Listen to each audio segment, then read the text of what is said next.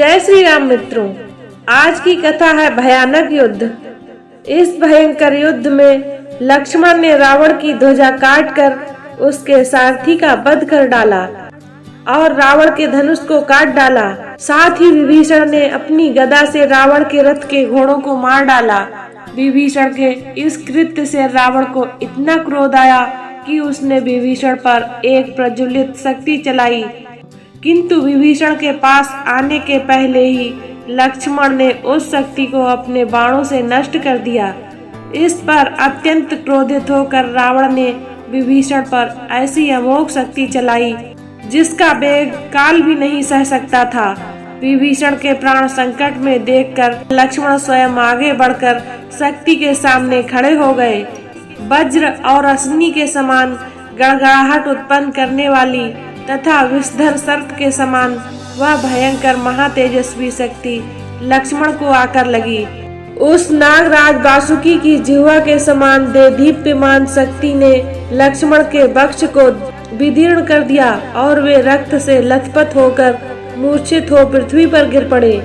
बानरों ने उस शक्ति को लक्ष्मण के शरीर से निकालने का भरसक प्रयत्न किया, किंतु सफल न हो सके। अंत में श्री राम ने पूरी शक्ति लगाकर दोनों हाथों से खींचकर उसे बाहर निकाला और तोड़कर भूमि पर फेंक दिया।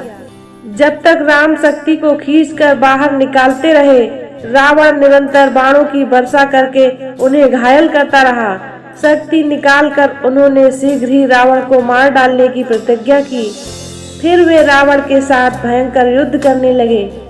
जब रावण उनके बाणों को न सह सका तो वह घायल होकर रणभूमि से भाग गया। श्री राम लक्ष्मण के पास बैठकर नाना प्रकार से विलाप करने लगे।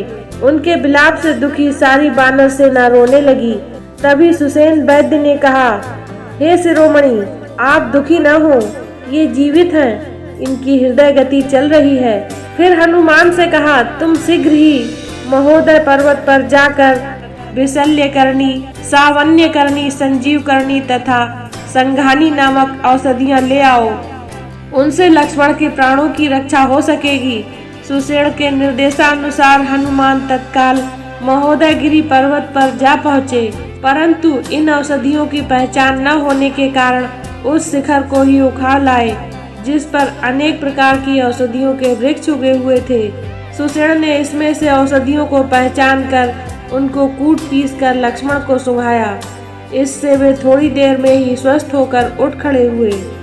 आज की कथा को यहीं पर विराम देते हैं। कथा को पूरा सुनने के लिए धन्यवाद। इससे आगे की कथा है लक्ष्मण का मूर्छित होना, देखना ना भूलें। इसी प्रकार की ज्ञानवर्धक कथा कहानियों को सुनने के लिए हमारे चैनल को लाइक, शेयर एंड सब्सक्राइब करें। जय श्री राम।